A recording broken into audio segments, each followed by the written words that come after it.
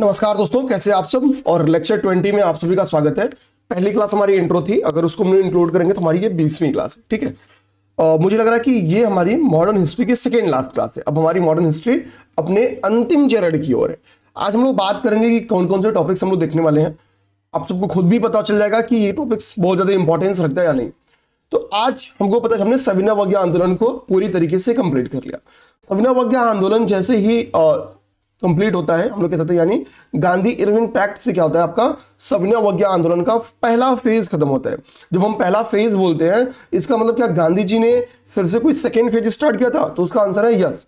तो गांधी जी क्या करेंगे, आपके राउंड टेबल कॉन्फ्रेंस में पार्टिसिपेट करेंगे। हमको पता है कि चूंकि फर्स्ट राउंड टेबल कॉन्फ्रेंस के ड्यूरेशन में सविनय अवज्ञा आंदोलन, ठीक है, सिविल डिसोबीडियंस मूवमेंट चला था, अर्थात कांग्रेस ने राउंड टेबल कॉन्फ्रेंस में पार्टिसिपेट नहीं किया था। तो होता क्या कि एक दबाव पड़ जाता है भारत वायसराय के ऊपर कि भैया आप क्यों, सबसे बड़ी पार्टी जो कांग्रेस है उसको क्यों नहीं भेज पा रहे हो। तो राउंड टेबल कॉन्फ्रेंस के समय क्या होता है, गांधी इरविन पैक्ट होता है। इरविन इस वक्त क्या था, वायसराय था। तो हम देखेंगे तीनों राउंड टेबल कॉन्फ्रेंस को देखेंगे। तो पहला काम गांधी इरविन पैक्ट देखेंगे। यहीं पे मैं आपको कुछ चीजें समझाऊंगा जो आगे चीजें कनेक्ट करने में आसान आएगी। जैसे मेरे पास एक ऑप्शन था कि मैं कल की क्लास में वो क्या करता कि गांधी जी के 11 सूत्री मांग को समझा देता। वो मेरे लिए बड़ा था। मैंने बता दिया कि इस तिथि को गांधी जी ने 11 सूत्री मांग रखी थी। मैंने बोला कि जब मैं 11 सूत्री मांग पढ़ाऊंगा उस वक्त मैं गांधी इरविन पैक्ट पढ़ा रहूंगा, ताकि बताऊंगा कि गांधी इरविन जो पैक्ट है उसमें गांधी जी की कौन कौन सी बातों को मांग लिया गया। और आगे 1937 में हम देखेंगे, जब उत्तरदायी सरकार की, प्रांतीय उत्तरदायी सरकार की गठन होती है, तो कांग्रेस क्या क्या काम करते हैं। तो देखेंगे जो 11 सूत्री मांग है, तो उनमें जिन जिन सुधारों को लेकर गांधी जी ने मांग किया था ना, उनमें से बहुत सारे पॉइंट्स पे कांग्रेस आफ्टर 1937 वर्क भी करती है। तो वहां मुझे समझाना बड़ा आसान रहेगा। अब आ जाओ, इसके बाद से हम लोग देखेंगे कि सेकेंड राउंड टेबल कॉन्फ्रेंस के बाद से कैसे इसका दूसरा फेज, जो सिविल डिसोबीडियंस मूवमेंट अर्थात जो सविनय अवज्ञा आंदोलन है, उसका दूसरा फेज स्टार्ट होता है, उसका परिणाम क्या होगा। फिर उसके बाद से हमको पता है कि सेकेंड राउंड टेबल कॉन्फ्रेंस में क्या होता है कि कम्युनल अवार्ड की घोषणा की जाती है, जिसको गांधी जी बोलते हैं भाई हम स्वीकार नहीं करेंगे। लेकिन 16 अगस्त 1932 को क्या होता है कि कम्युनल अवार्ड की घोषणा कर दी जाती है। परिणाम स्वरूप गांधी जी क्या होगा कि उस वक्त यरोदा जेल में बंद थे, यरोदा अर्थात पूना में बंद थे। तो पूना में एक समझौता होता है, इसको हम यरोदा समझौता या पूना समझौता के नाम से भी जानते हैं। इसमें बेसिकली जो सिग्नेटरी अथॉरिटी है गांधी जी की तरफ से, वो मदन मोहन मालवीय जी है। ठीक है, और पूना समझौते में गांधी जी पे एक आरोप भी लगता है कि गांधी जी क्या कि दलितों के उत्थान पे ध्यान नहीं दे रहे हैं। इसके बाद से गांधी जी पूर्णतया अस्पृश्यता विरोधी आंदोलन में चले जाएंगे। मैंने कुछ पूर्व में जातिगत सुधार आंदोलनों या हम लोग कह सकते हैं अस्पृश्यता विरोधी आंदोलनों के बारे में हमने चर्चा किया, जो बेहद इंपॉर्टेंट है, अक्सर एग्जाम में पूछे जाते हैं। जिसमें हम लोग सत्यशोधक समाज के बारे में बात करेंगे, आत्मसम्मान आंदोलन के बारे में पढ़ेंगे, जस्टिस पार्टी, आपने जस्टिस पार्टी के बारे में पढ़ा भी था कि जो मद्रास की जस्टिस पार्टी थी, मैंने आपको सविनय जो साइमन कमीशन था बताया था कि कुछ पार्टीज ने क्या किया था कि साइमन कमीशन को सपोर्ट किया था, कुछ ने उसका विरोध किया था। विरोध में आपकी कांग्रेस वगैरह शामिल थे। तो समर्थन में हमने मद्रास की जस्टिस पार्टी बताई थी। तो जस्टिस पार्टी का इंट्रो यहीं पे आप लोग देख लेंगे। फिर हम लोग देखेंगे कि गांधी जी पूरी तरीके से कैसे अस्पृश्यता विरोधी आंदोलन में शामिल होते हैं।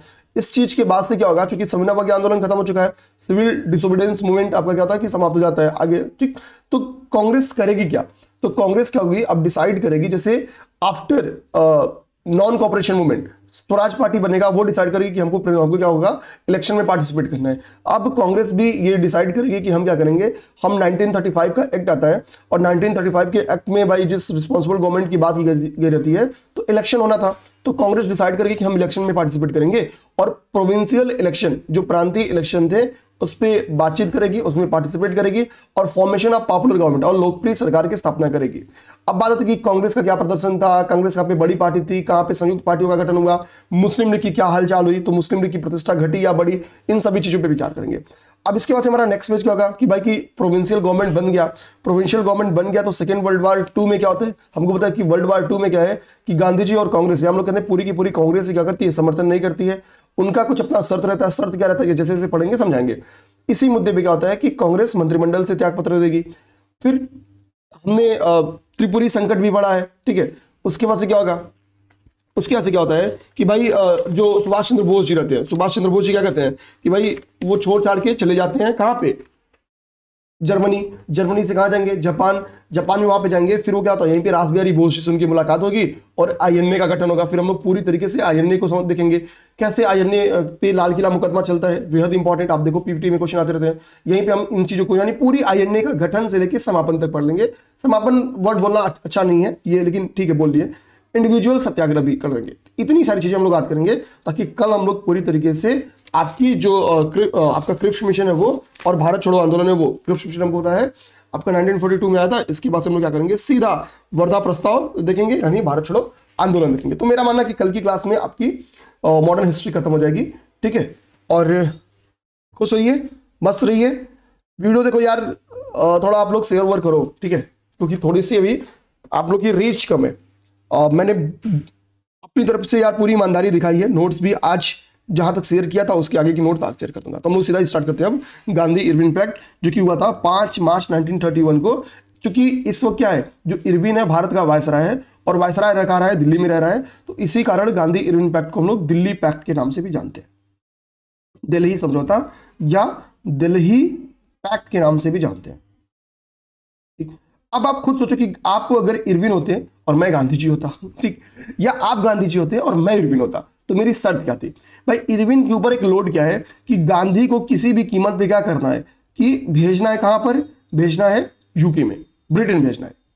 इरविन पे मेंटली दबाव किसका है, पीएम का है भाई, कि आपको भेजना है। भाई इरविन लाइक विदेश सेवा कर रहा है, ठीक है, तो भाई दबाव तो है इसके ऊपर। तो ये पहली बात गांधी जी क्या कहेगा कि आपको जाना है, तो कुछ गांधी जी के पास शर्त रखेगा। गांधी जी कब जाएंगे, गांधी जी तब जाएंगे जब पहला काम हो कि Gandhi ji civil disobedience movement, CDM movement को समाप्त घोषित करे। भाई जब गांधी जी फ्री होंगे तब तो जाएंगे। तो गांधी जी से ये कहेगा पहली बात कि शर्त क्या होगी कि गांधी जी आप सीडीएम मूवमेंट को समाप्त करें। मैंने बताया कि सविनय अवज्ञा आंदोलन के पहले और असहयोग आंदोलन के बाद कई सारे क्रांतिकारी आंदोलन हो रहे हैं। तो उस क्रांतिकारी आंदोलन में क्या है कि कई सारे कैदी आए हैं, ठीक है, यानी कई सारे कैदियों की जन्म हुआ है, प्रिजनर्स है कई सारे अंग्रेजों के हाथ में। तो वायसराय को पता था कि इसमें कुछ लोकप्रिय कैदी भी हैं, ठीक है, लाहौर षड्यंत्र की याद करिए। तो इरविन के दिमाग में था, और इस वक्त बहुत ज्यादा मांग थी, क्योंकि जो असेंबली कांड हुआ था या जो सैंडर्स की हत्या हुई थी उसके पीछे भाई आप लोग की तो गलती थी। तो भारतीयों की मांग थी कि भगत सिंह को छोड़ना चाहिए। तो इरविन इस बात को जानता था कि गांधी जी क्या कर सकते हैं कि भगत सिंह यानी लाहौर षड्यंत्र के दोषियों को छोड़ने की बात कर सकते हैं। तो पहले के एक शर्त रखता है कि आप केवल और केवल, आपकी मैं बात मानूंगा भी अगर किसी कैदी को छोड़ने की, तो वो राजनीतिक कैदियों की बात मानूंगा, राजनीतिक कैदियों को छोड़ूंगा। जो हिंसा करने वाले कैदी हैं, किसी भी प्रकार की हिंसा में शामिल हैं, उनको नहीं छोड़ूंगा। दूसरी शर्त आप क्या रखेंगे भाई, ये रखेंगे, क्योंकि मान लो आप भगत सिंह को छोड़ दिए, फिर भगत सिंह तो रुकने वाले हैं नहीं। तीसरी बात आप क्या रखोगे सर, थर्ड बात क्या रखोगे, गांधी जी ये मांग करेंगे भाई जब आपकी सीडीएम मूवमेंट स्टार्ट होती है, ठीक है, तो एक गांधी जी आह्वान क्या करते हैं कि आप लोग स्कूल छोड़ो, कॉलेज छोड़ो, सरकारी नौकरियां छोड़ो, वकालत छोड़ो, इंग्लिश की सेटअप जो पॉलिटिकल सिस्टम है उस पर ट्रस्ट मत करो, छोड़ो, हम अपना बनाएंगे। तो गांधी जी का इनका मानना था कि एक क्या कर सकते हैं कि जो गवर्नमेंट जॉब वाले हैं उनकी पुनर्वापसी की मांग कर सकते हैं, जो गवर्नमेंट जॉब में उनकी पुनर्वापसी की मांग कर सकते हैं। ये सारी शर्तें मानने के लिए बात आएगी। तो ये कहेगा कि गवर्नमेंट जॉब जिनकी गई है, ठीक है, हालांकि ये वो बातें हैं बेसिकली, ये दो शर्तें रखता है, हम लोग कह सकते हैं। तीसरी शर्त रखता है यहाँ पे इरविन क्या रखेगा कि आपको यूके जाना है, यूके जाना होगा, ब्रिटेन जाना होगा। क्यों आपको यूके जाना होगा, वह सेकेंड राउंड टेबल कॉन्फ्रेंस में पार्टिसिपेट करने। ये इरविन की शर्त होगी। ये किसकी शर्त होगी, ये इरविन की शर्त होगी, इरविन की शर्त होगी। बहुत सिंपली ध्यान देना मेरी बात, ये मिनिमम क्या होगा, इरविन की शर्त होगी। अब बात आती है कि गांधी जी की शर्त क्या होगी, क्या क्या बातें शर्त में जो बातें मानी जाती है बस वही मैं लिखूंगा। आप खुद सोचो, पहली बात गांधी जी मांग क्या कर रहे हैं।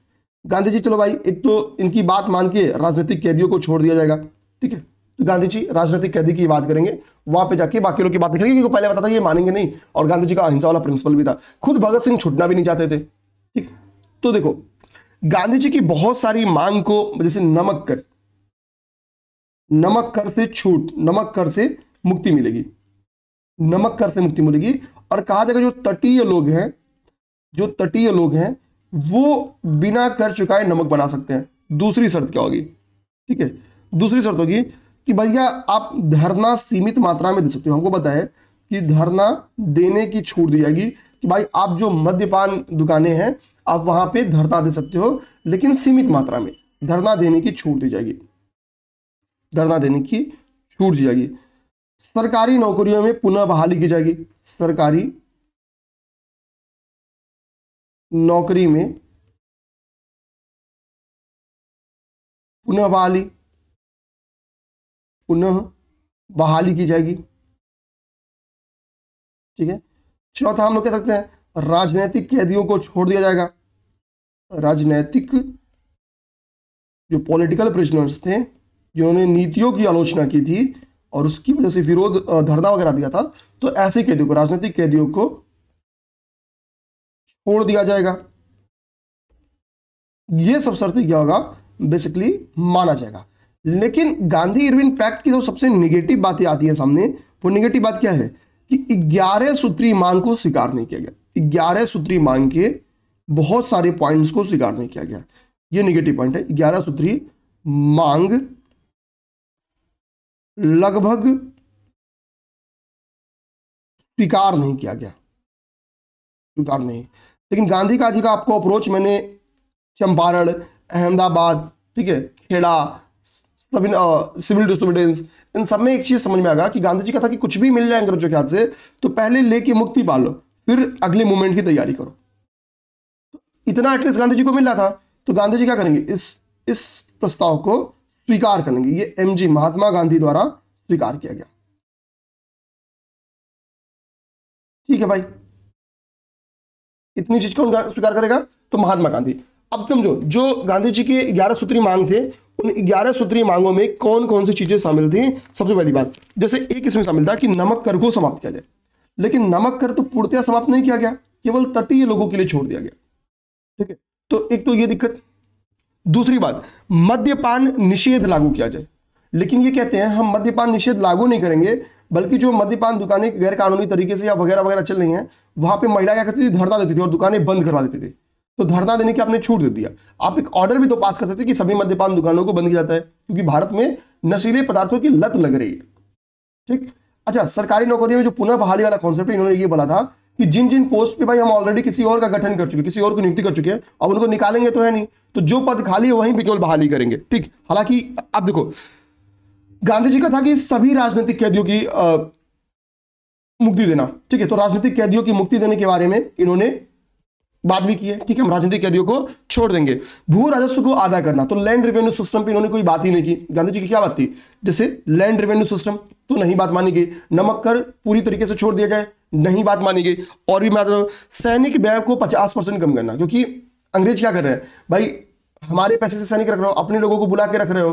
ठीक है, और दिक्कत क्या है कि हम क्यों युद्ध में शामिल होना, सेकेंड वर्ल्ड वार आपको लड़ना है, फर्स्ट वर्ल्ड वार आपको लड़ना है, और सेना हमारी है, हमारे लोग को शामिल करो, जन नुकसान हमारा है, धन का नुकसान हमारा, क्योंकि तनख्वाह हमारे पास दे रहे हो।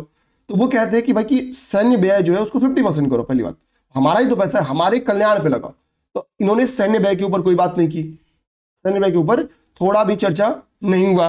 अच्छा, आगे बात करेंगे। ठीक है, आगे बात करेंगे, जैसे इन्होंने इकोनॉमिक संरक्षण की बात की कि भाई जो विदेशी कपड़ों पर बिना मतलब फ्री ट्रेड एग्रीमेंट था, तो उन पे आयात कर लगाया जाए, ताकि क्या होगा, जब आयात कर लगा देंगे तो इस समय जो सिविल डिसोबीडियंस मूवमेंट हो रहा है, जब आपका असहयोग आंदोलन हो रहा है, तो कई सारे क्या इंडस्ट्रीज लग रही हैं, कई सारे देसी इंडस्ट्रीज या ग्रामीण इंडस्ट्री क्या उद्भव हो रहा है। तो भाई उनकी उद्भव किए गए कपड़े को तभी तो कोई यूज करेगा जब आयात टैक्स आप लगाओगे, तो विदेश के कपड़े महंगे हो जाएंगे और भारतीय कपड़े सस्ते रहेंगे, तो इकोनॉमिक फ्रेंडली होगा। फिर भारतीय कपड़ों के पीछे क्या लोगों की रुचि बढ़ेगी, खरीदेंगे। तो इस बात को भी नहीं स्वीकार किया गया, यानी ठीक है। गुप्तचर विभाग के ऊपर गांधी जी का स्टेटमेंट था कि पहली बात तो गुप्तचर विभाग की समाप्त करो। ठीक है, सीधे उन्होंने बोला था कि गुप्तचर विभाग को समाप्त करना चाहिए, ये डायरेक्ट इनका स्टेटमेंट था। हालांकि इस पर विचार नहीं किया गया। ये कुछ गांधी जी की 11 सूत्री मांगों में मुख्य मांगे थी। तो हम कह सकते हैं कि लगभग इसको स्वीकार नहीं किया गया। कुछ कुछ बात, जैसे नमक कर वाले मुद्दे पे 50-50 बात मान ली गई, मद्यपान निषेध नहीं किया गया, लेकिन धरना देने की छूट दी गई। मद्यपान दुकानों पे ये क्या कर सकते हैं, धरना दे सकते हैं। तो ये सब बातें थी गांधी जी की। ठीक है, शर्त के अनुसार गांधी जी का होगा राउंड टेबल कॉन्फ्रेंस में पार्टिसिपेट करेंगे। राउंड टेबल 1 को पहले समझ जाओ। 89 मेंबर्स ने इसमें पार्टिसिपेट किया, कांग्रेस उसमें नहीं थी, नो कांग्रेस। कांग्रेस इसमें क्या थी? नो, इसमें थी ही नहीं, सिंपल सी बात, कांग्रेस नहीं थी। तो क्या कौन था? दलित वर्ग की तरफ से इसमें कौन पार्टिसिपेट किया था? तो ध्यान देना, जो राउंड टेबल कॉन्फ्रेंस 1 था, राउंड टेबल कॉन्फ्रेंस 1 में दलित वर्ग की तरफ से यहाँ पे डॉक्टर भीमराव अंबेडकर जी मौजूद थे, और डॉक्टर भीमराव अंबेडकर जी तीनों राउंड टेबल कॉन्फ्रेंस मौजूद थे। तो डॉक्टर अंबेडकर हम लोग लिखते हैं दलित वर्ग की तरफ से, इनके हितों को ध्यान, क्योंकि भविष्य की नीतियां यहाँ पे डिस्कस की जाने वाली थी। तो डॉक्टर अंबेडकर जी की लीडरशिप में क्या हुआ था? दलित वर्ग का नेतृत्व करने डॉक्टर अंबेडकर जी पहुंचे थे। भारत में क्या है भाई, ईसाई धर्म का प्रचार किया जा रहा है, 1813 से ही प्रसार कर रहे हैं। तो ईसाई वर्ग भाई आ चुका है, उनके हितों का संरक्षण कौन करेगा? क्योंकि मेजॉरिटी तो हिंदू थी, ठीक है। अब भारतीय ईसाइयों के संरक्षण की बात आ रही है, तो भारतीय ईसाइयों की तरफ से यहां पे गए थे केटी पाल। भारतीय ईसाई की तरफ से कौन गया था? तो केटी पाल गए थे। और ये तो हमको पता कि मुस्लिम लीग से संबंधित लोग थे, ये लोग गए थे, ठीक।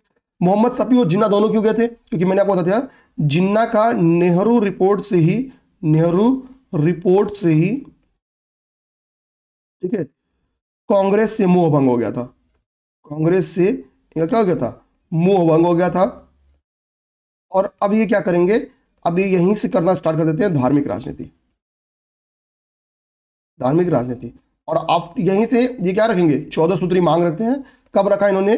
तो हमने ये भी बता दिया था, मार्च 1929 में ये क्या करते हैं? 14 सूत्री मांग रखेंगे,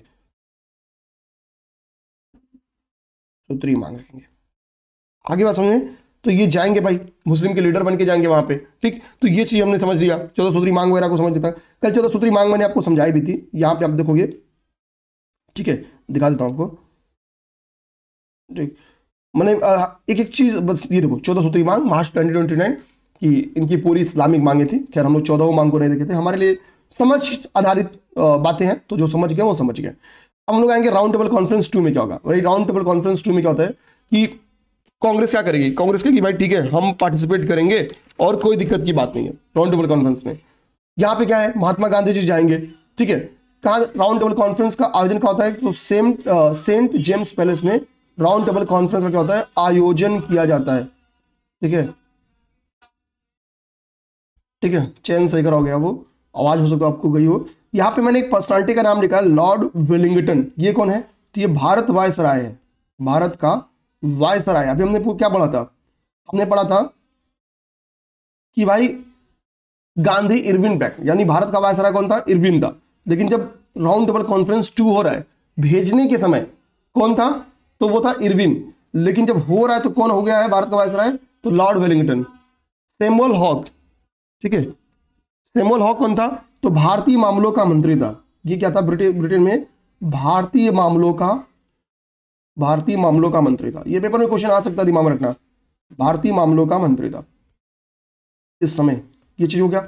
अब देखो हो क्या रहा है कि सेंट जेम्स पैलेस में इसका आयोजन है, और गांधी जी राजपुताना बोट का नाम था जिस जहाज से गए थे, पूरा उस बोट का नाम था SS राजपुताना। SS राजपुताना की सवारी करते हैं और 12 सितंबर 1931 को क्या पढ़ते हैं? यूके, ब्रिटेन पहुंचेंगे। गांधी जी ब्रिटेन का पहुंचते हैं तो 1931 12 सितंबर 1931 को पहुंचेंगे।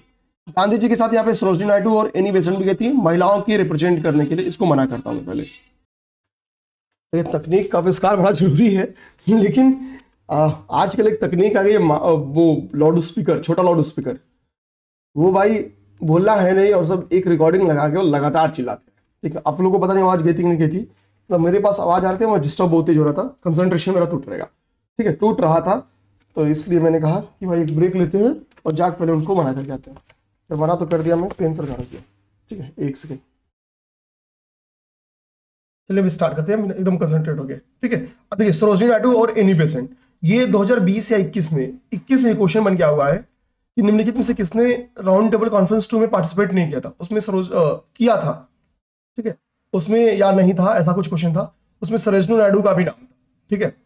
अब समझो मेरी बात, सरोजिनी नायडू और एनी बेसेंट ये भारतीय जो कांग्रेस कार्यकारिणी समिति थी 15 सदस्यीय, उसकी मेंबर्स थी। तो महिलाओं के हितों के लिए, महिला वर्ग के लिए सिंपल से लिख दें, इन्होंने पार्टिसिपेट किया था राउंड टेबल कॉन्फ्रेंस 2 में। गांधी जी के साथ ये भी गई थी, मदन मोहन मालवीय भी गए थे, ठीक है, इसमें ट्रिपल एम। और उस समय ऑप्शन में मदन मोहन मालवीय का भी नाम था और सरोजिनी नायडू का भी नाम था, ठीक है।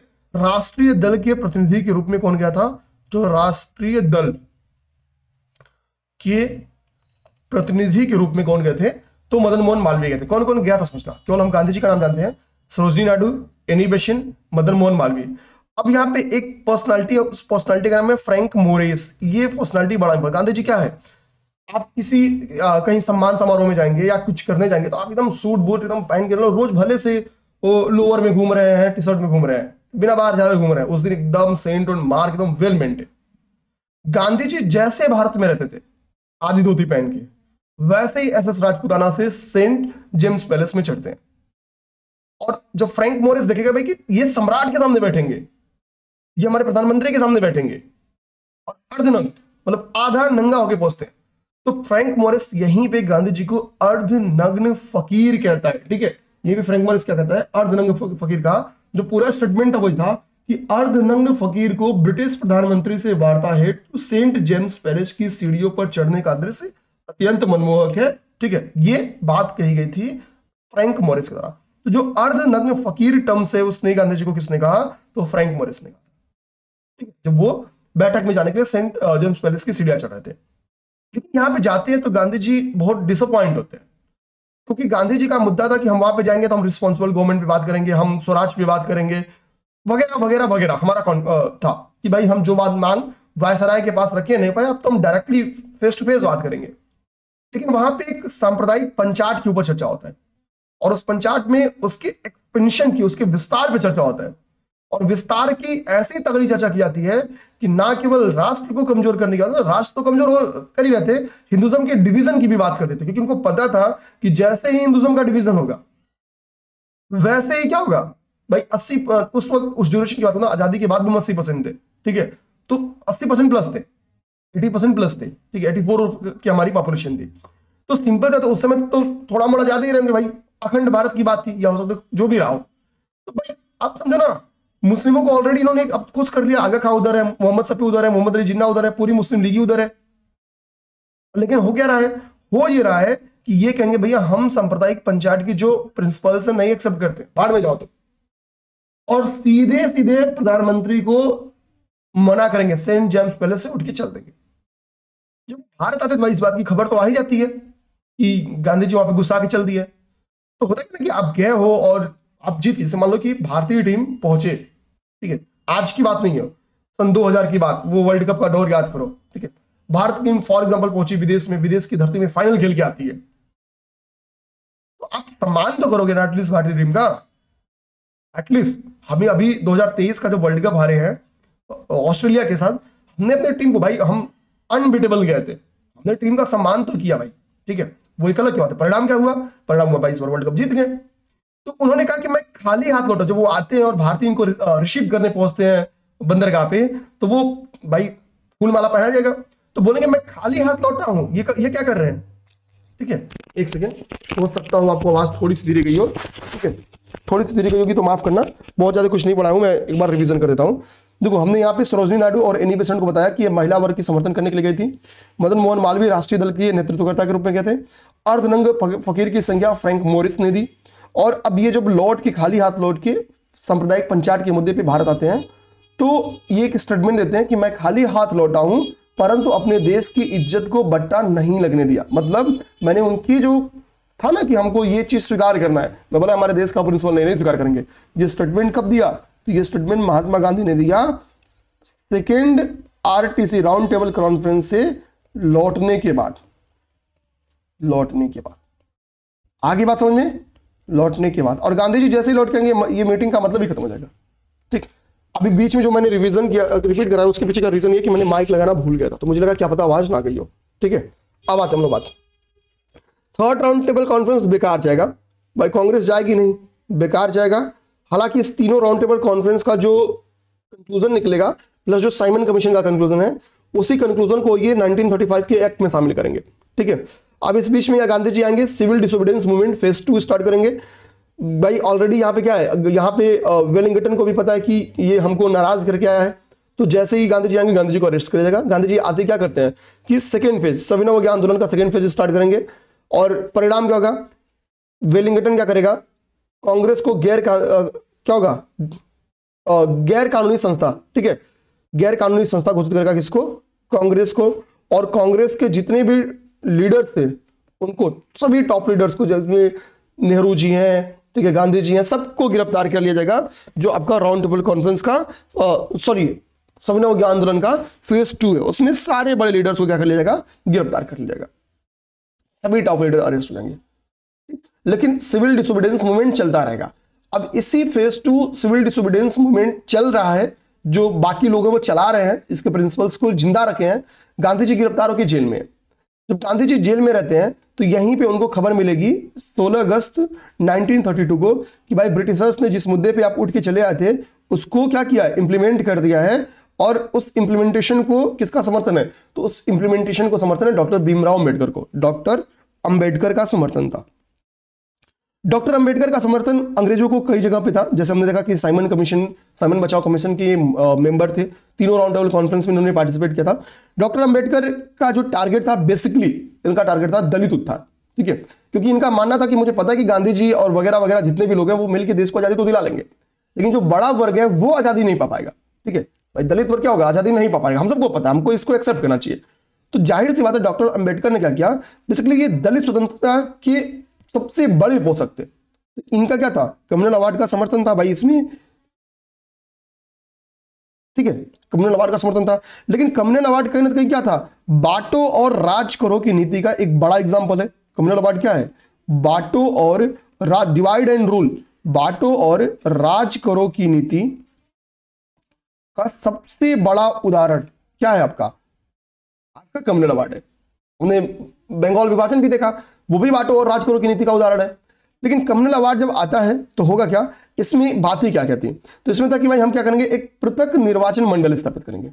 हमने पृथक निर्वाचन के बारे में समझा हुआ पहले ही कि भाई जिस एरिया में पृथक निर्वाचन की पद्धति लागू है, जिस वर्ग के लिए रिजर्व है, वही वर्ग क्यों लड़ेगा, वही वर्ग क्यों वोट करेगा। तो इसमें क्या हो रहा है कि कम्युनल अवार्ड में हम देखेंगे कि पृथक निर्वाचन का विस्तार हो रहा है। पृथक निर्वाचन का विस्तार किया जा रहा है, निर्वाचन का विस्तार किया जा रहा है।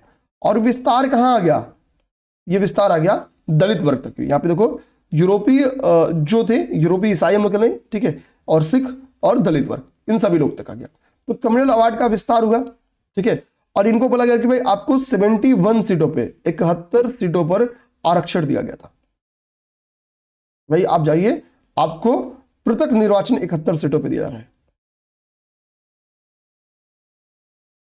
शर्त के अनुसार इतने सीटों पे मिलता है इनको। तो दलित वर्ग, इसमें क्या था? डॉक्टर अंबेडकर का समर्थन था। तो गांधी जी जानते कि फिर क्या होगा, दलित वर्ग क्या होगा ना, कि कहीं ना कहीं क्या हो जाएगा कि जो हमारा नेशनल मूवमेंट है उसमें पार्टिसिपेट नहीं करेगा। और जब नेशनल मूवमेंट में दलित वर्ग पार्टिसिपेट नहीं करेगा तो ऑलरेडी भाई क्या होगा? ऑलरेडी नेशनल मूवमेंट नहीं रह जाएगा भाई, एक बड़ा वर्ग है ही नहीं। और हमको बताया कि नेहरू रिपोर्ट को इन्होंने केवल ये कह दिया था, क्योंकि नेहरू रिपोर्ट को मुस्लिम लीग ने स्वीकार नहीं किया था, तो इन्होंने बोला नेहरू रिपोर्ट हम एक्सेप्ट नहीं करेंगे। तो जब दलित वर्ग नहीं शामिल होता तो ये नेशनल मूवमेंट है, ये कभी मानते ही नहीं। तो आफ्टर 2 डे, जैसे ही भाई अब तुरंत फोन तो था नहीं कि गांधी जी को खबर आ जाए, आफ्टर 2 डे जब गांधी जी को इस बात की हवा लगेगी न्यूज़पेपर्स के थ्रू, तो वो 18 अगस्त 1932 को वो क्या करेंगे? पहले चेतावनी देंगे। किसे? ब्रिटिश गवर्नमेंट को। वो चेतावनी देंगे कि भाई आप कम्युनल अवार्ड वापस कर लो, नहीं तो इसी जेल के अंदर मैं आमरण अनशन करूंगा। किस चीज का चेतावनी देंगे? आमरण अनशन का। आगे बात, ये आमरण अनशन का चेतावनी दे देंगे। अनशन, बार मैं अनशन गलत लिख दे रहा हूं, अनशन, ये नहीं होगा, अनशन की चेतावनी दे देंगे। अब गांधी जी के आमरण अनशन तो सब डर जाते हैं। इस बीच में क्या हुआ?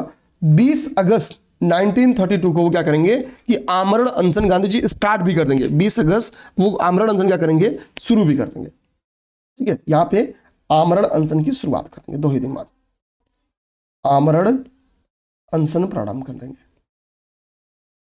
अब याद करने का तरीका बहुत सिंपल है, ऐसा नहीं कि इतना डेट सर कैसे याद करेंगे। एक तो आपको याद करना पड़ेगा कि भाई कम्युनल अवार्ड कब घोषित किया गया, तो 16 अगस्त को। 16 में 2 दिन जोड़ोगे तो गांधी जी आमरण अनशन की क्या करेंगे? 18 अगस्त को ब्रिटिश प्रधानमंत्री को लेटर लिखते हैं कि हम यहां पे आमरण अनशन करने वाले हैं, चेतावनी देंगे ब्रिटिश गवर्नमेंट को। और 2 दिन बाद 20 अगस्त को आमरण अनशन प्रारंभ कर देंगे। परिणाम क्या होगा? 20 अगस्त का देखो ये घटना है, एक ही महीने बाद डॉक्टर अंबेडकर पे एक नैतिक दबाव पड़ता है। डॉक्टर अंबेडकर भी जानते थे कि गांधी जी या जो भी सपोर्ट, जो भी लीडर्स है जो अनशन की पे बैठे हैं, उनका भी अपना मांग सही है, लेकिन डॉक्टर अंबेडकर का कहना था कि भाई मेरी भी अपनी मांग सही है, गांधी जी आप मेरी भी मांग को समझिए। तो गांधी जी कहते कि एक काम करिए, आप बात तो हमसे करिए। तो पूना समझौता होता, सोचो दो अलग विचारधारा, पूना समझौता होगा और कहा जाता है इसमें मदन मोहन मालवीय ने क्या की, मध्यस्थता की। इसमें कहा क्या जाता है, सच्चाई है, मदन मोहन मालवीय के द्वारा मध्यस्थता किया गया, मदन मोहन मालवीय के द्वारा मध्यस्थता किया गया। और ये हस्ताक्षर भी इन्होंने ही किया है इस समझौते पे, जो हस्ताक्षर है वो किसने किया है, वो मदन मोहन मालवीय ने ही किया। तो पूना समझौता मदन मोहन मालवीय और अन्य कांग्रेसी लीडर्स के द्वारा कराया जाएगा। और ये समझौता किसके किसके बीच में, ये समझौता हमको पता है कि डॉक्टर अंबेडकर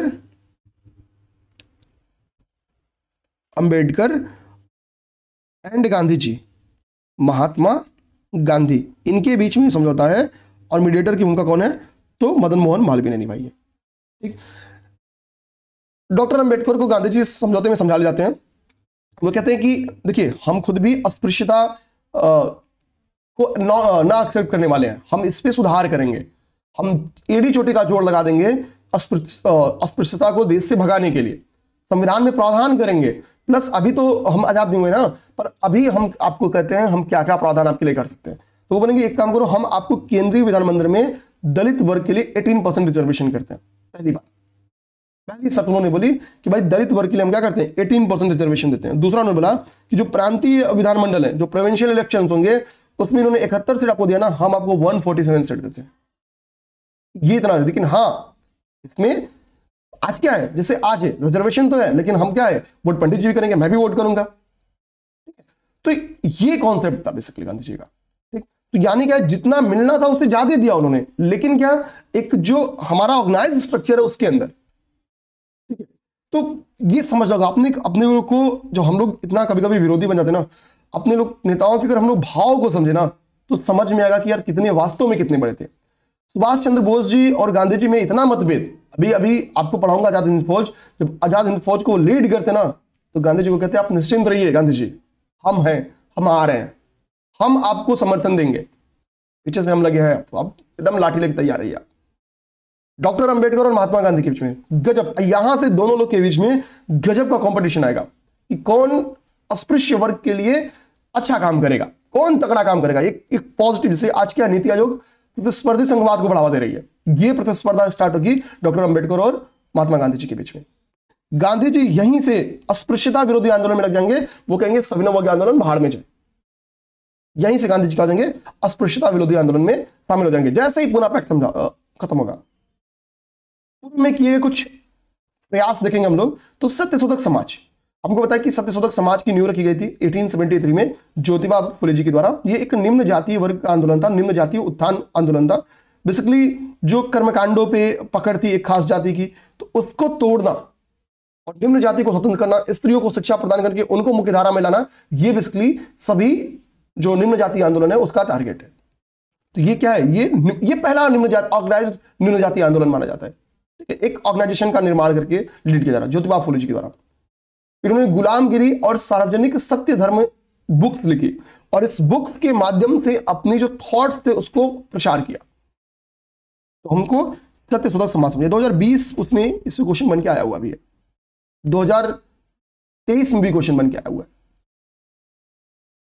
आत्मसम्मान आंदोलन समझते हैं।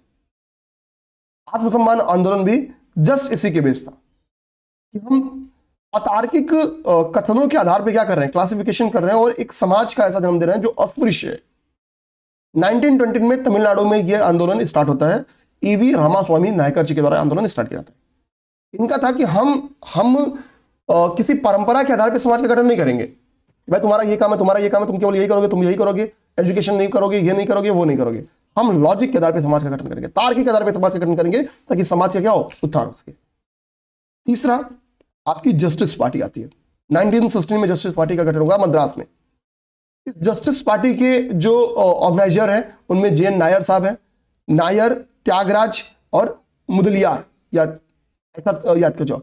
तो जे.एन. नायर साहब, जवाहरलाल नेहरू, जे.एन. नायर साहब हैं, पी त्यागराज चट्टियार हैं, मुदलियार, इन्होंने गठन किया। इन्होंने जब गठन किया था जस्टिस पार्टी का, तो पार्टी का नाम जस्टिस पार्टी नहीं था, जैसे गदर पार्टी या गदर आंदोलन हम लोग पढ़ते हैं, तो ना वो गदर पार्टी थी, एक्चुअली उस पार्टी के द्वारा एक पत्रिका, गदर नाम की एक पत्रिका जारी की जाती थी, वो इतनी फेमस हो गई कि उस पार्टी को ही गदर पार्टी कह दिया गया और उसके द्वारा चलाए गए मूवमेंट को गदर आंदोलन कह दिया गया। यही हाल यहां पे होता है। यहां पे जो इनके द्वारा पार्टी रखी गई थी वो था साउथ इंडिया लिबरल फेडरेशन, दक्षिण भारतीय उदारवादी संघ, साउथ इंडिया लिबरल फेडरेशन। और ये साउथ इंडिया लिबरल फेडरेशन क्या करती थी, एक जस्टिस नामक एक पत्रिका निकालती थी। जस्टिस मींस क्या हो गया, न्याय। तो जस्टिस नामक क्या है, इनके द्वारा एक पत्रिका निकाला जाता था।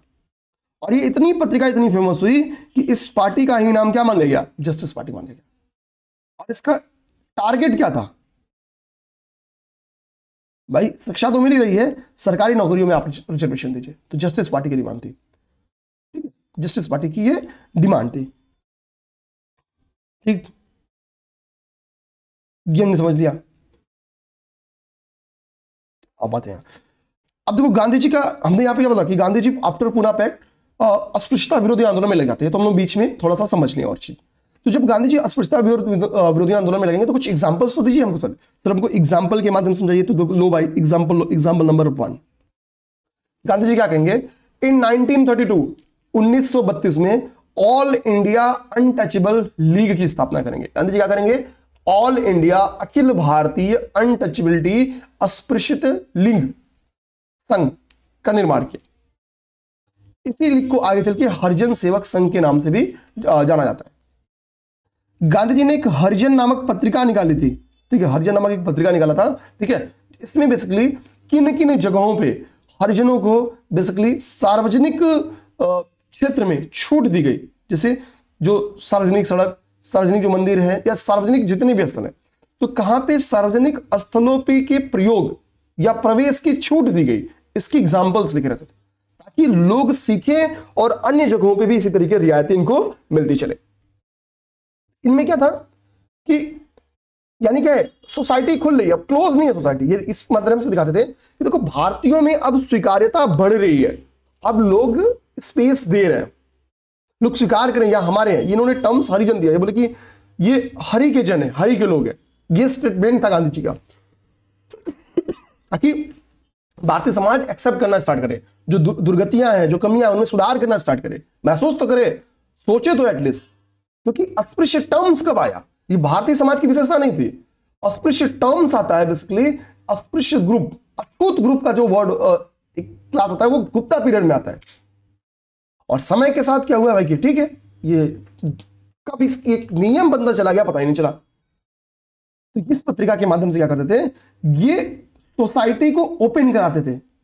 भाई सोसाइटी क्लोज की जगह क्या हो भाई, ओपन सोसाइटी का नहीं हो, ये क्या हो, ओपन हो, खुले, और भी आप लोग अपना दिल बड़ा करो। इसके एग्जांपल्स के माध्यम से दिखाने का कोशिश था। सेकंड एग्जांपल देखो, सेकंड एग्जांपल 8 मई 1933 की घटना। ये बोलेंगे कि हम ये इस वक्त भी गांधी जी जेल में, ये कहेंगे भाई हम 21 दिवसीय आत्मशुद्धि अनशन करेंगे। भाई कहीं ना कहीं हमारी आत्मा अशुद्ध है, हम क्या है, हम एक वर्ग को अछूत मान के चलना है। तो गांधी जी क्या करेंगे, ये आत्मशुद्धि के भाई ये अब मेरे फॉलोवर्स हैं, तो अगर हम आत्मशुद्धि करेंगे, भाई हम व्यक्तिगत कुछ भी स्टार्ट कर रहे हैं तो सब स्टार्ट कर रहे हैं।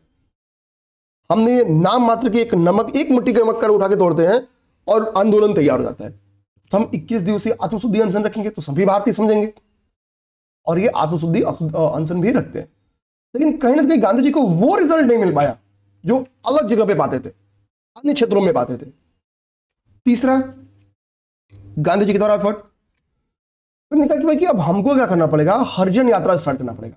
ये भारत के विभिन्न क्षेत्रों में, खासतौर पे जहां पे ये दिक्कतें ज्यादा है वहां घूमेंगे, लोगों को जागरूक करेंगे, सॉरी पुराने टेक्सचुअल रिकॉर्ड से समझाएंगे लोगों को कि भाई तार्किकता लाओ, ऐसा कुछ भी हमारे सोसाइटी में नहीं था।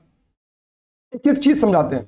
तो गांधी जी हरिजन यात्रा प्रारंभ करेंगे, अपने लोगों से कहेंगे भाई या तो हम ही को लात मार के निकाल दो, या फिर आप मानो कि ये आपके हैं, आप किसी भी प्रकार का भेदभाव नहीं करोगे। तो नवंबर 1933 में गांधी जी 12,500 मील की यात्रा करते हैं और इस जहाँ पे कई हजार लोग से मिलते हैं और लोगों को जागरूक करेंगे। इस यात्रा का प्रारंभ करने का उद्देश्य क्या था?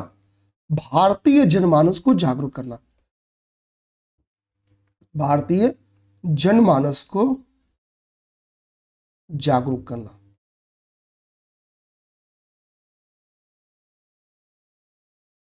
आगे उसमें ठीक। अब अगली बात है, अगला एफर्ट देखो, चौथा, इसको भी स्टेटमेंट, यहां पे गांधी जी का गुस्सा दिखेगा आपको, एग्रेशन दिखेगा, करो या मरो में ही गांधी जी का गुस्सा नहीं देखने को मिलेगा, यहां देखने को मिलेगा। इसी बीच में क्या कहा जाता है कि बिहार में अर्थक्वेक आता है, कई लोग की जान चली जाएगी। तो इस अर्थक्वेक में जो बिहार में भूकंप आता है, ठीक है, हालांकि कितने लोग की जान गई, ऐसा कुछ स्टेटमेंट कहीं मिलता नहीं मेरे भाई किसी बुक में। बिहार में अर्थक्वेक आया था बहुत तगड़ा वाला, ये चीज लिखने को मिलती। तो बिहार के अर्थक्वेक का रिजल्ट क्या निकलता है? गांधी जी कहेंगे कि भाई भारतीय जनता को अब समझाना होगा कि इनको ईश्वरीय रूप भारतीय जनता ऑलरेडी मानती थी, तो कहेंगे this is a divine punishment, ये दैवीय दंड है, for the sins of upper caste Hindus, ये सवर्ण हिंदुओं के पापों का दैवीय दंड है। ये स्टेटमेंट गांधी जी कब देते हैं? बिहार अर्थक्वेक के समय, कि भैया आप जो पाप करो ना, ये उसी धरती पापों से जब भर जाएगी तो धरती क्या करेगी? भूकंप आएगा। ये स्टेटमेंट गांधी जी यहां पे देते हैं। ये गांधी जी के एफर्ट्स हो गए अस्पृश्यता विरोधी आंदोलन में, ठीक है।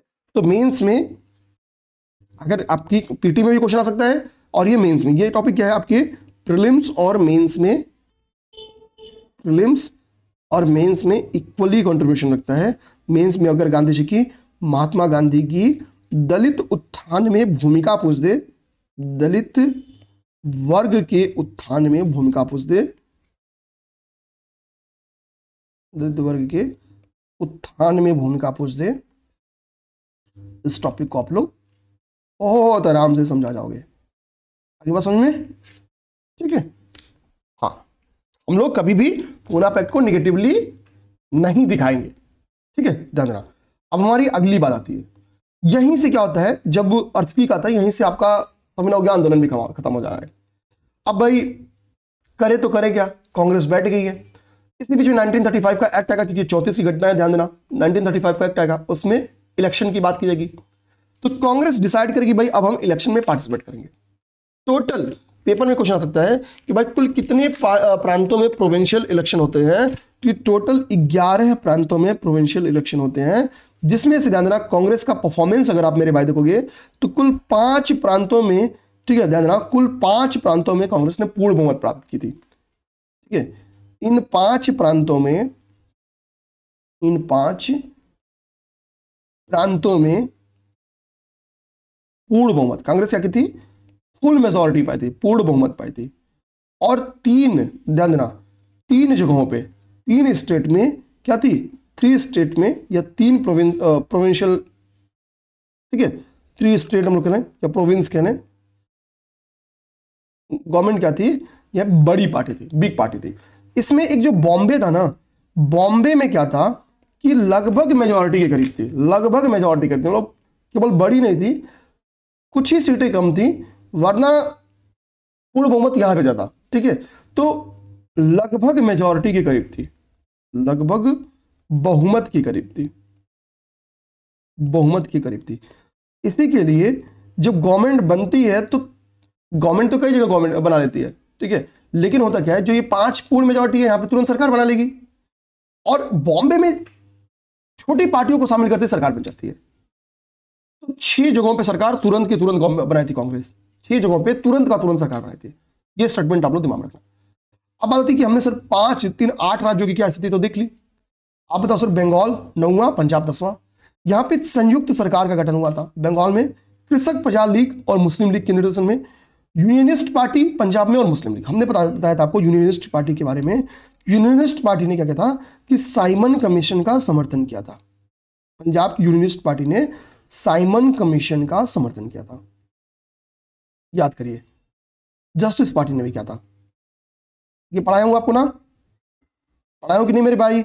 अब आपको बात आती है, आप बोलोगे सर थोड़ा सा कृषक प्रजा लीग के बारे में हमको बता दीजिए। देखो, कृषक प्रजा लीग की जो नींव रखी गई थी, ये बंगाल की एक क्षेत्रीय पार्टी थी, जिसका गठन किया था फजलुल हक ने। किसने गठन किया था? फजलुल हक जी के द्वारा इसका गठन किया गया था। फजलुल हक द्वारा का गठन किया गया था। आगे बात मेरे भाई समझ में। अब हम लोग नेक्स्ट आएंगे। अब हम लोग देखेंगे कि भाई आप बोलोगे कि सर आप बताए 2 3 5 2 7 1 8 2 10 के बारे में, आप एक स्टेट प्रांत छोड़ रहे हो। ठीक है, ठीक है। अब तो वो प्रांत आपका सिंध, वो प्रांत आपका क्या है, वो प्रांत आपका सिंध है, तो वो आपका 11 है। अब समझो मेरी बात, मुस्लिम लीग की प्रतिष्ठा क्या होता है, मुस्लिम लीग की प्रतिष्ठा का सवाल क्यों कर रहा हूं मैं, यहां पे एक क्वेश्चन का आंसर मिल जाएगा। इस ड्यूरेशन में इस इलेक्शन की सबसे बड़ी भूमिका क्या थी, ये बताने में थी कि मुसलमानों की हितैषी पार्टी, मुसलमानों की हितैषी पार्टी कौन है। ठीक है, हितैषी पार्टी कौन है, ये इलेक्शन इसका जवाब दे देती है। हितैषी पार्टी कौन है, कौन है, क्योंकि 11 सूत्री मांग क्या कह रही है कि भाई हम मुसलमानों के एकमात्र हितैषी हैं। मुस्लिम लीग क्या कहती है, मुस्लिम लीग का 11 सूत्री कार्यक्रम क्या बताता है कि भाई हम मुसलमानों के हितैषी हैं। ये कहते थे हम मुसलमानों के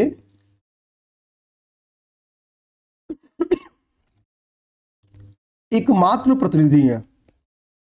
ये इंग्लिश गवर्नमेंट से कहते थे कि एकमात्र प्रतिनिधि हैं। इलेक्शन के पहले ये बातें बार बार कहते थे, हर मन से चिल्लाते थे। तो मुसलमानों के बारे में निर्णय लेने का जो अधिकार है वो किसको होना चाहिए, वो हमको होना चाहिए। ठीक है, ना कि कांग्रेस को होना चाहिए। आगे बात समझ में। अब देखो सिंध में 33 सीटें थी, सिंध में 33 सीटें रिजर्व थी सांप्रदायिक पंचायत के तहत। इनमें से मुस्लिम लीग केवल 3 सीटें जीत पाती है। कितनी सीटें, ओनली 3 सीटें। औकात समझ में आ गई। सिंध में केवल 3 सीटें, पंजाब में 84 सीटें रिजर्व थी। मुस्लिम लीग यहां पे केवल 2 सीटें जीत पाती है। कितनी, ओनली 2 सीटें। और नॉर्थ वेस्ट फ्रंटियर प्रोविंशियल में तो इनका खाता भी नहीं खुलता है, शून्य। अर्थात यहां इस इलेक्शन ने मुस्लिम लीग का, ठीक है, घमंड तोड़ दिया। घमंड तोड़ा।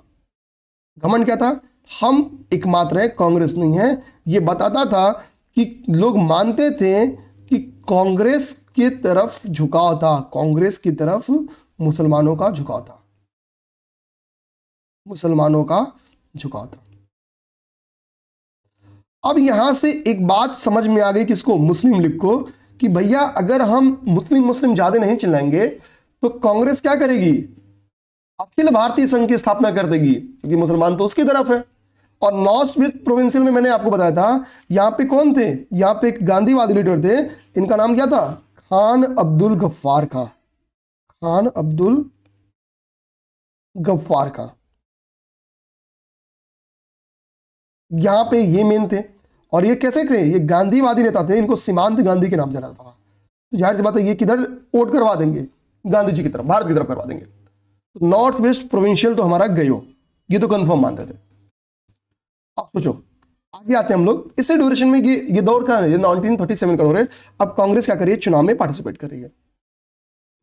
जब चुनाव में पार्टिसिपेट करती है तो इसमें कुछ पॉजिटिव वर्क्स भी होंगे। कहीं स्पेस नहीं दिया, अच्छा स्पेस नहीं दिया, कोई नहीं, स्पेस बनाना पड़ेगा, मैं बना दूंगा। ठीक है, ये खान अब्दुल गफ्फार का वाला पॉइंट मैं क्या कर रहा हूँ, डिलीट कर रहा हूँ।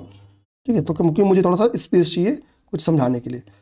अब यहाँ पे मैंने क्या बताया, कांग्रेस जब गवर्नमेंट में आएगी तो कांग्रेस कुछ सुधारवादी काम करेगी। कांग्रेस क्या करेगी, सुधारवादी काम करेगी। तो कांग्रेस के वो काम, ध्यान रखना, जब गवर्नमेंट में आती है तो कांग्रेस का काम, वर्क आपको कांग्रेस को बताते हैं, वर्क। कांग्रेस किसानों और मजदूरों के लिए कई सारे नियम बनाएगी, किसान और मजदूर हित में काम करेगी।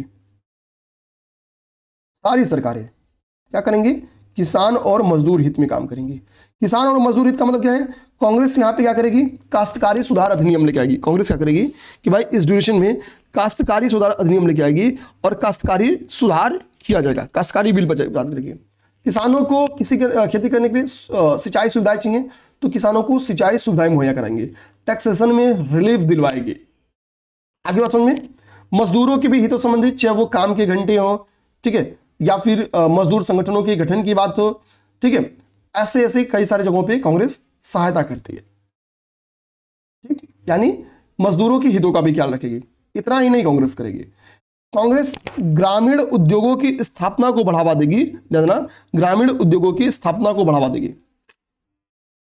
ठीक है, ग्रामीण उद्योगों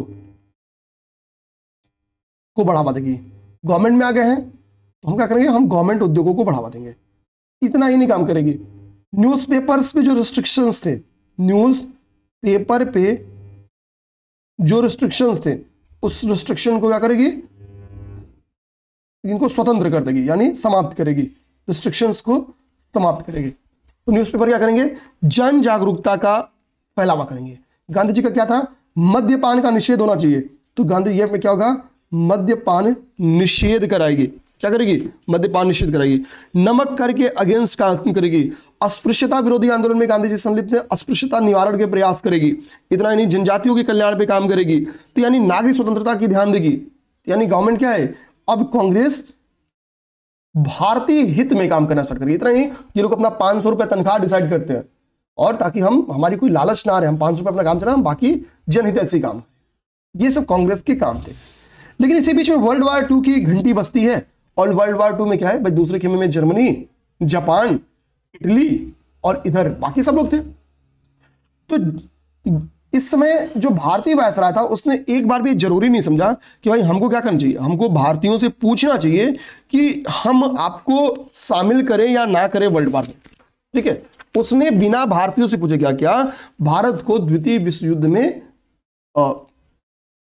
शामिल कर दिया, ठीक है। भारत क्या हुआ, इंडिया को शामिल कर दिया। अब बताओ वो वायसराय कौन रहा होगा जिसने भारत से बिना पूछे, मतलब भारतीयों से बिना पूछे भारत को क्या किया, हम लोग को शामिल कर दिया, किसमें, वर्ल्ड वार 2 में। और वर्ल्ड वार 2 में, तो वर्ल्ड वार 2 में क्या है, भारत शामिल हो गया, ठीक है, भारत शामिल हो गया। और यहीं पे कांग्रेस की, विदाउट कांग्रेस की सहमति, विदाउट कांग्रेस, बिना कांग्रेस की सहमति लिए, विदाउट कांग्रेस, कांग्रेस से पूछा ही नहीं, खुद ही डिसीजन ले लिया। अब जब खुद ही डिसीजन लोगे तो यानी क्या हो जाएगा, आपात की स्थिति आ जाएगी। और आपात स्थिति में हमको पता है क्या होगा, डिसीजन लेने की ताकत किसके पास चलेगी, वायसराय, उसके सहयोगियों के पास, यानी वायसराय, यानी सरकार का मतलब जीतो। तो यहां पे अब इसकी इंपैक्ट क्या होंगे, जब कांग्रेस की बात नहीं मानी जाएगी तो जाहिर सी बात इसका इंपैक्ट देखने को मिलेगा। तो इसकी इंपैक्ट क्या होंगे, इसके प्रभाव क्या होंगे, तो देखो इसके कई प्रभाव होंगे। पहला जो प्रभाव होगा, कांग्रेस त्याग पत्र देगी। कांग्रेस की जहां जहां सरकारें थी, एक साथ त्याग पत्र दिया जाएगा, ठीक है। 28 माह तक पेपर में क्वेश्चन था कितनी सरकार चली, तो 28 माह तक केवल सरकार चली थी। दूसरी बात क्या थी, अब यहां से नेशनल मूवमेंट की तैयारी स्टार्ट हो जाएगी। गांधी जी क्या कहेंगे, भाई एक नेशनल मूवमेंट की हम तैयारी करना होगा, नेशनल मूवमेंट की तैयारी करनी होगी। तीसरा एक धड़ा आएगा, जिस धड़े का नेतृत्व करता सुभाष चंद्र बोस कहते हैं। वो कहते हैं सुभाष चंद्र बोस जी कि यह ब्रिटेन के लिए, जानना, यह ब्रिटिश के लिए एक दुर्लभ स्थिति है। यह ब्रिटिश सरकार के लिए, यह ब्रिटिश सरकार के लिए एक दुर्लभ स्थिति है, एक दुर्लभ स्थिति है,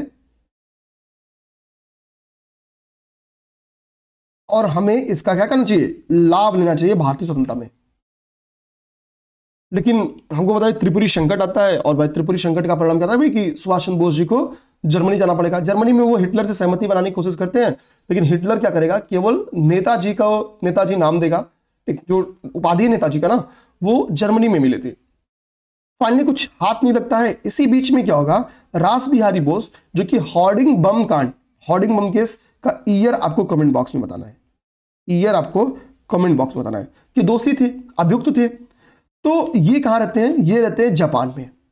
ये घोषणा करेंगे कि भाई हम अखिल भारतीय सम्मेलन बुला रहे हैं। भाई हम भारतीय नेताओं का क्या है, अखिल भारतीय सम्मेलन बुला रहे हैं। ये बोलेंगे आप लोग कहाँ पे करो, आप लोग जापान आओ, और जापान में हम लोग क्या करेंगे, एक अखिल भारतीय सम्मेलन का आयोजन कर रहे हैं, वहां पे आइए सब लोग मिलिए। तो मार्च 1942, देखना मार्च 1942 में क्या होगा, एक अखिल भारतीय सम्मेलन की नींव पड़ेगी कि भैया आप लोग को आना ही आना है, और हमारे यहाँ पार्टिसिपेट करना है। ठीक है, यहाँ पे मैंने आपसे होमवर्क पूछा है कि वायसराय कौन था, तो लिनलिथगो वायसराय था, जानना वायसराय लिनलिथगो का जब भारत को शामिल किया जा रहा है। ठीक है, तो भाई भारतीय नेताओं का सम्मेलन बुलाया गया कहां पे, जापान में, किसके द्वारा, रास बिहारी बोस जी के द्वारा।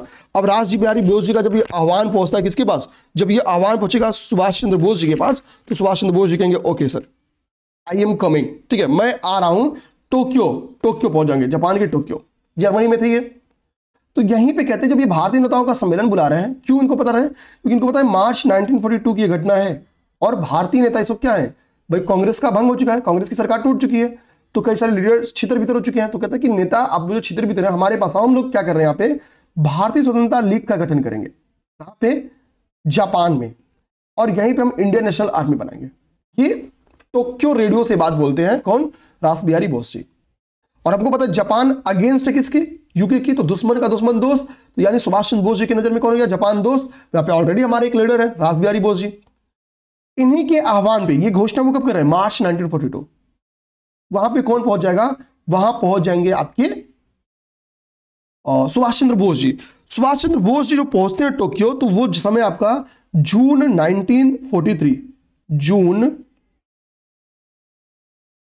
1943 को होगा क्या, सुभाष एससी बोस जी कहां पहुंच जाएंगे, जापान पहुंचेंगे, यानी टोक्यो पहुंचेंगे। जब टोक्यो पहुंचेंगे, अब सोचो ये मीटिंग कब होना है, मार्च 1942 में। सुभाष चंद्र बोस जी पहुंच कब रहे हैं, जून 1943 में। लगभग भाई एक दिन का यात्रा थोड़ी था, पहुंचने में देर हो गया। लेकिन सुभाष चंद्र बोस जी के बारे में क्या रास बिहारी बोस जी नहीं जान रहे हैं, उनको पता है कि भाई बंदा गांधी जी को के कैंडिडेट को हरा चुका है और आईसीएस सेलेक्टेड है, और बंदे में इतनी हिम्मत है कि गलत आइडेंटिटी कार्ड में पहुंच गया काबुल, और वहां से निकल गया कहां, वहां से निकल गया जर्मनी, वहां पे हिटलर से मदद मांगा है। तो योग्यता के बारे में सुभाष चंद्र बोस जी की पता था रास बिहारी बोस जी को। जब जून 1943 में सुभाष चंद्र बोस जी का मुलाकात होता है रास बिहारी बोस जी से, तो कहेंगे हम भारतीय स्वतंत्रता लीग का गठन कर चुके हैं, क्योंकि मीटिंग कब हुआ था, मार्च में। तो सुभाष चंद्र बोस जी कहते हैं कि एक काम करिए, आप भारतीय स्वतंत्रता लीग संभालिए। तो सुभाष चंद्र बोस जी क्या करते हैं, इसकी अध्यक्षता करते हैं। सुभाष चंद्र बोस जी ने जब वो पहुंचते हैं तो वो क्या करेंगे, जो आपका भारतीय स्वतंत्रता लीग है इसकी अध्यक्षता करते हैं। हमको बताना चाहिए, इसी बीच में अभी मैं आपको सिंगापुर क्राइसिस पढ़ाऊंगा। तो सिंगापुर क्राइसिस का मतलब यही है कि ब्रिटिशर्स ने सिंगापुर पे अटैक किया था, और मतलब ब्रिटिशर्स का कंट्रोल था सिंगापुर पे, जापान ने सिंगापुर पे अटैक किया था और हरा दिया था। तो होता क्या इस बीच में कि जो सिंगापुर है उस पर कंट्रोल किसका आ चुका है, जापान का कंट्रोल आ चुका है। और यहीं पे क्या होता है कि 1943 में, जुलाई 1943 में जाते जाते जो स्वतंत्रता, भारतीय स्वतंत्रता लीग है उसकी अध्यक्षता पाएंगे कौन, सुभाष चंद्र बोस। जून में पहुंच रहे हैं, और जुलाई में ही क्या करेंगे, ये जुलाई में ही भारतीय स्वतंत्रता लीग की अध्यक्षता पाएंगे।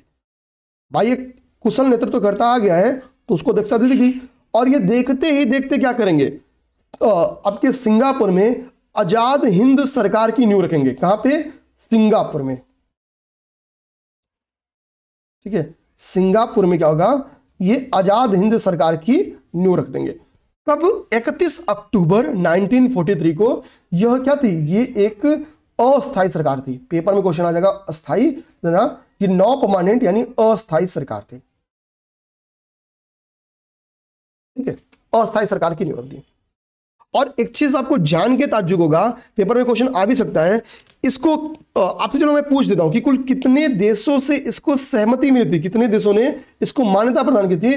टोटल 9 कंट्री, टोटल 9 कंट्रीज ने, 9 देशों ने मान्यता प्रदान की थी, 9 देशों द्वारा। ठीक है, इस अस्थायी सरकार को मान्यता भी दिया गया था। खासतौर पे इसमें जो शत्रु खेमे में शामिल, यानी ब्रिटिश को हम लोग मित्र खेमा समझे और उसको शत्रु खेमा समझे, तो जो दूसरी ग्रुप था उसमें शामिल लोगों ने समर्थन दिया था। तो 9 देशों का समर्थन प्राप्त था। ठीक है, और जापान पे चूंकि कंट्रोल किसका था, जापान, सिंगापुर का कंट्रोल किसका था, तो वो था जापान का। ये तो हाल आपने जापान का देखा। समय के साथ यहीं पे इसी सिंगापुर में ही कहा जाता है कि बोलते समय, रेडियो पे बोलते समय, भारतीय स्वतंत्रता की आखिरी युद्ध शुरू हो चुका है। ये स्टेटमेंट देते हैं भारतीयों को टोक्यो रेडियो के माध्यम से। कौन, सुभाष चंद्र बोस जी। राष्ट्रपिता भारत की मुक्ति के इस पवित्र युद्ध में हम आपका आशीर्वाद और शुभकामना चाहते हैं। तो जो राष्ट्रपिता टर्म्स है वो यही टोक्यो रोडियो से सुभाष चंद्र बोस जी बोलते हैं। तो अब क्या होगा, इसी बीच में कहा जाएगा कि हमने क्या किया है, अंडमान मतलब जापानीज जो है वो अंडमान और निकोबार, अंडमान एंड निकोबार पे विजय प्राप्त कर लेंगे, अंडमान और निकोबार पे विजय प्राप्त कर लेंगे। ठीक है, अंडमान और निकोबार पर विजय प्राप्त कर लेंगे। तो जब अंडमान निकोबार पे विजय प्राप्त कर लेते हैं तो जापान की गवर्नमेंट ये भी किसको दे देगी, कह देगी ठीक है सुभाष चंद्र बोस जी इसको आप संभालिए। तो वो इसी के लिए आप ध्यान देना कि जो आपका ये शहीद द्वीप है, इन्होंने अंडमान का नाम जो रखा था वो शहीद द्वीप रखा था। कंट्रोल किसके हाथ में गया था, सुभाष चंद्र बोस जी के। तो इन्होंने अंडमान द्वीप का नाम शहीद द्वीप रखा। अंडमान द्वीप जब इनके कंट्रोल में आता है, इन्होंने अंडमान द्वीप का नाम क्या रखा, शहीद द्वीप रखा। और यहाँ पे स्वराज द्वीप जो नाम रखा था, ये दूसरा वाला जो द्वीप है यानी निकोबार द्वीप। क्या हो रहा है भाई,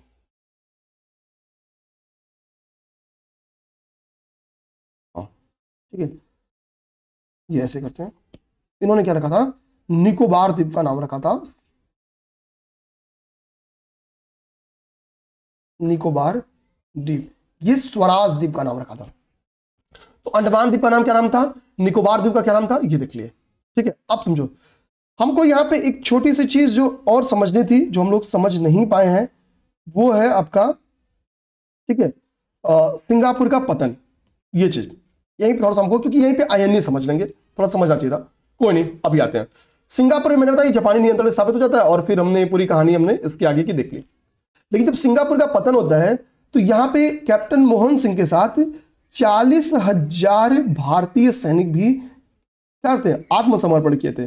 भारतीय सैनिक भी आत्मसमर्पण किए थे। तो यहीं पे मेजर फुजियारा कहता है कि भाई हम आपको सजा नहीं देंगे, आप लोग क्यों नहीं कि एक कोई सेना बना रहे हैं जो भारतीय स्वतंत्रता के लिए काम करे, क्योंकि भारतीय स्वतंत्रता के लिए काम करेगी तो इनडायरेक्टली यूके के अगेंस्ट काम करेगी। तो कहा जाता है इसी के लिए कि कैप्टन मोहन सिंह और मेजर फुजिहारा की मानसिक उत्पत्ति थी क्या, आईएनए। यहीं से कहा जाता है, इसके लिए पेपर में क्वेश्चन आता है कि किसकी मानसिक उत्पत्ति कही जाती है, आईएनए, इंडियन नेशनल आर्मी। तो यहीं से आईएनए के गठन का विचार आता है, आईएनए का गठन किया जाएगा। तो आईएनए का गठन नहीं किया था सुभाष चंद्र बोस जी ने, यह बात मेरे भाई क्लियर समझना। आईएनए का पुनर्गठन किया था सुभाष चंद्र बोस जी ने, आईएनए का गठन नहीं किया था। अब यहीं से आईएनए, इंडियन नेशनल आर्मी का गठन हो रहा है। बाद में इसी आईएनए का नेतृत्वकर्ता के तौर पे सुभाष चंद्र बोस जी को दे दिया जाएगा कि सुभाष जी ये 40,000 भारतीय हैं, ठीक है, आप इनका समर्थन लीजिए और जाइए अटैक करिए। इस 40,000 भारतीय सैनिकों के साथ द्वित जापानी सैनिक सुभाष चंद्र बोस जी कई जगहों पर अटैक करते हैं। जैसे ध्यान देना, इनके द्वारा परिणाम मैंने यहां पे बनाया कि आईएनए क्या करेगी, इंडियन नेशनल आर्मी यानी आजाद हिंद फौज, ये बर्मा विथ जापानी आर्मी और, ठीक है, उत्तर पूर्वी नॉर्थ ईस्ट क्षेत्रों पर, भारत के नॉर्थ ईस्ट क्षेत्रों पर के समीप, हम लोग कहते हैं के समीप युद्ध लड़ती है। और चूंकि यहां पे क्या था ना, मतलब देखो अंडमान निकोबार द्वीप समूह तो जीत चुकी है, लेकिन थोड़ा सा यहां पे एक घटना क्या देखने को मिलती है, इस समय तक यूएसए चूंकि शामिल हो चुका है और यहां पे पराजय जापान की क्या होती है, पराजय हो जाएगी। यहां पे जापान की पराजय होती है, जापानी सैनिक यहां पे हार जाते हैं। क्योंकि जब जापान की पराजय होती है और उसी जापान के साथ आईएनए भी लड़ रही है, तो हम लोग कह सकते हैं कि यहीं पे क्या हुआ, आईएनए भी पराजित होगी, आईएनए भी पराजित हुई। पराजित के दो नियम क्या है भाई, कि आपकी जो टॉप लीडर्स हैं उनको पकड़ लिया जाएगा और उनके खिलाफ मुकदमा चला जाएगा। तो यहीं से 18 अगस्त 1945 की घटना भी हम लोग समझेंगे। 18 अगस्त 1945 की घटना होगी। एक सूचना प्राप्त होती है कि सुभाष चंद्र बोस जी का विमान दुर्घटना में डेथ हो गया। विमान दुर्घटना में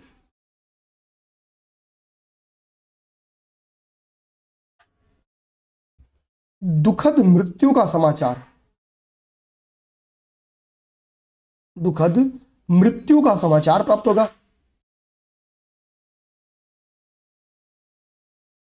किसके? एस.टी. बोस, सुभाष चंद्र बोस जी के। अब भाई लीडर, अब यहां के बाद से कभी डायरेक्टली सुभाष चंद्र बोस जी दिखते नहीं, हालांकि बहुत सारी इसके बाद से थियरीज हैं, लेकिन डायरेक्टली कभी सुभाष चंद्र बोस जी नहीं दिखते। फिर यहां से क्या होगा? लाल किला मुकदमा चलेगा। लाल किले पे ओपन मुकदमा चलता है, जो ये किनके ऊपर? मेजर शाहनवाज खां, colonel Prem Sahgal, colonel Shaukat Ali, colonel Gurbaksh Singh. और इनके पे जब लाल किला मुकदमा चलता है, ओपन मुकदमा चलेगा, तो भारतीय क्या करेंगे? विरोध करेंगे। ऑलरेडी भाई सुभाष चंद्र बोस जी की मृत्यु हो चुकी है। और 1945 का दौर याद करो कि आप तो कि जो भारत छोड़ो आंदोलन है, क्विट इंडिया मूवमेंट है, वो टॉप पे होगा।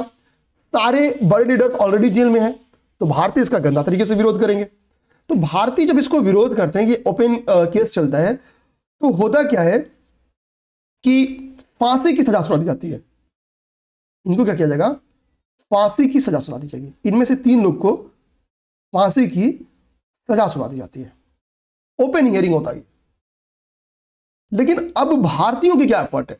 तो आजाद हिंद बचाओ समिति गठित की गई थी। आजाद हिंद बचाओ समिति का गठन किया गया था। इस समिति में भारत के उस समय मौजूद टॉप वकील्स ने पार्टिसिपेट किया। ठीक है, इस समिति में उस समय के टॉप वकील्स ने पार्टिसिपेट किया, जिसमें ज्यादा कौन कौन से लोग हैं? भूलाभाई देसाई, जवाहरलाल नेहरू, तेज बहादुर सप्रू, कैलाश नाथ काटजू, ठीक है, अरुणा आशफ अली। कौन कौन से हैं? बेसिकली भूलाभाई देसाई जो कि लीड कर रहे थे, भूलाभाई, ठीक है, देसाई,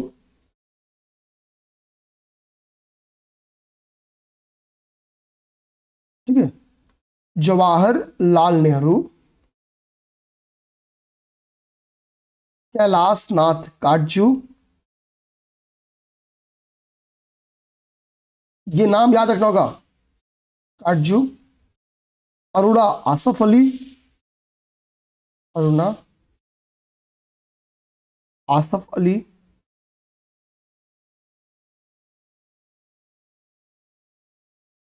और तेज बहादुर सप्रू, तेज बहादुर सप्रू। ये बेसिकली वो ग्रुप्स था जिन्होंने क्या किया कि आजाद हिंद बचाओ समिति का गठन किया। अब देखो बाद में क्या होता है कि इनको सजा बदलना पड़ता है, सजा बदलना पड़ता है, इतना विरोध हो जाएगा। और पहली बात सोचो कि सजा बदलना पड़ेगा, इतना विरोध होगा, इतनी से आप समझोगे कि फांसी की सजा जो अंग्रेज भगत सिंह को नहीं छोड़ते हैं, राजनीतिक कैदी केवल छोड़ेंगे कह के जिद पे अड़ जाते हैं, और गांधी जी को मानना पड़ता है, उनको सजा बदलना पड़ता है। तो विरोध करना पड़ेगा, करने से होता है। देखो यहां पे किया गया तो हुआ, सजा बदलना पड़ा। इसके लिए कहा था कि गांधी जी को मांग करनी चाहिए थी, मांगते भारतीय एकदम जान लगा देते। लेकिन ठीक है, ये एक बातें निकल जाती हैं, ठीक है, वो एक विरोध का दौर चलता रहता है, उसमें कोई दिक्कत की बात नहीं है। ठीक है, वो भी एक समझो ना कि लोगों में गांधी जी से कितनी आस रही होगी। ठीक है, कोई ऐसा है देश में। अब हम लोग देखेंगे अगस्त ऑफर। अगस्त ऑफर क्यों आएगा?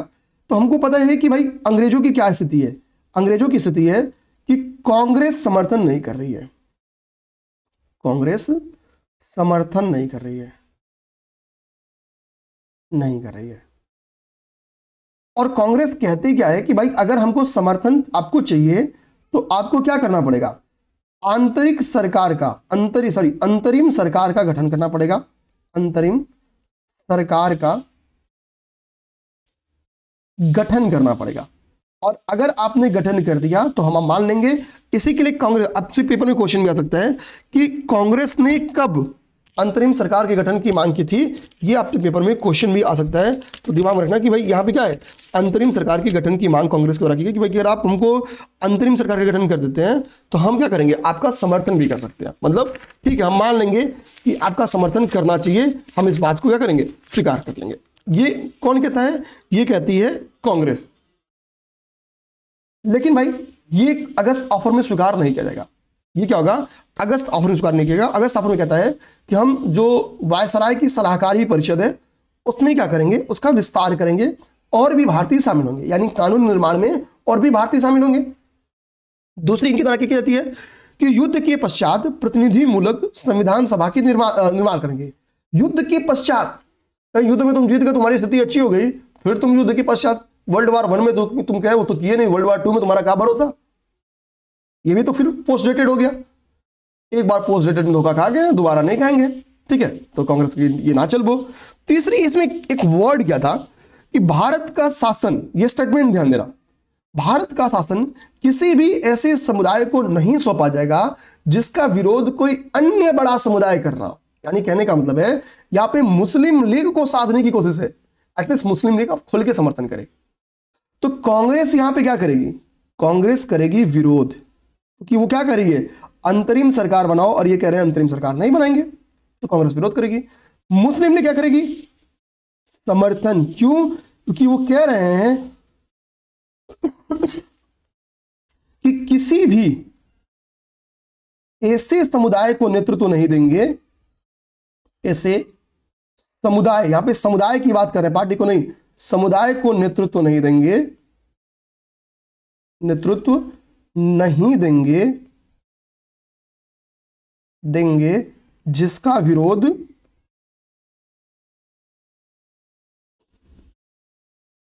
अन्य समुदाय, अन्य बड़ा समुदाय या अन्य समुदाय करे,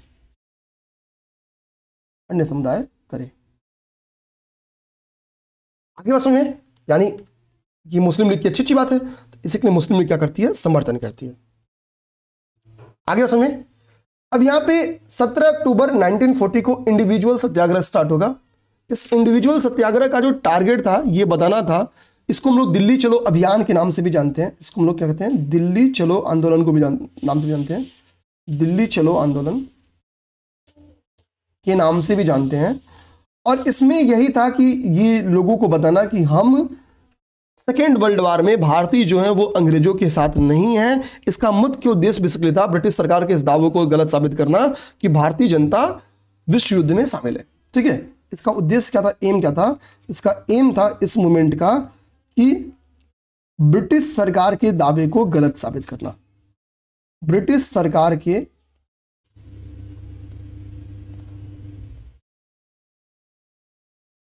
दावे को